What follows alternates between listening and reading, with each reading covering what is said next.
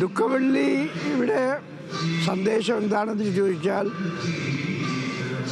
ദൈവം മനുഷ്യനായി മനുഷ്യനെ രക്ഷിക്കുന്നതിന് വേണ്ടി എന്നുള്ളതാണ്. അതായത് പാപം മൂലം ദൈവത്തിൽ നിന്ന് അകന്ന മനുഷ്യനെ വീണ്ടെടുക്കുന്നതിന് വേണ്ടി ദൈവം തൻ്റെ പുത്രനെ ലോകത്തിലേക്ക് അയച്ചു. ആ പുത്രൻ മനുഷ്യരാശിക്ക് വേണ്ടി കാൽവരിയിൽ ബലിയർപ്പിക്കപ്പെട്ടു എന്നുള്ളതാണ് പ്രധാനപ്പെട്ട സംഭവം.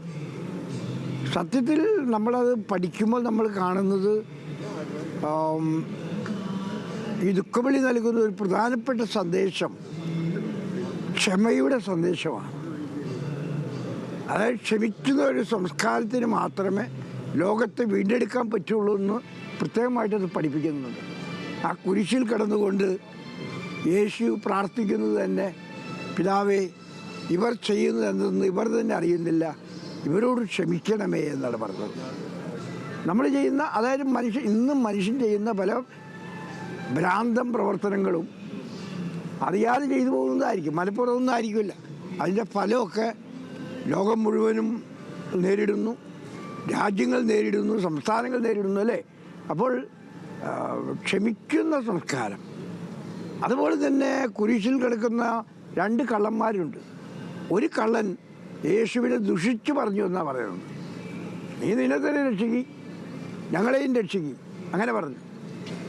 അതേസമയം മറ്റൊരു കള്ളൻ പറഞ്ഞു, നീ നിൻ്റെ പരദീസായിൽ വരുമ്പോൾ എന്നെ കൂടി ഓർക്കണമേ. പക്ഷെ ആദ്യമായിട്ട് സ്വർഗം വാഗ്ദാനം, അവൻ്റെ പ്രാർത്ഥനയിൽ സ്വർഗം കിട്ടിയ ഒരു മനുഷ്യനാണ് നല്ല കള്ളൻ എന്ന് പറയുന്നത്.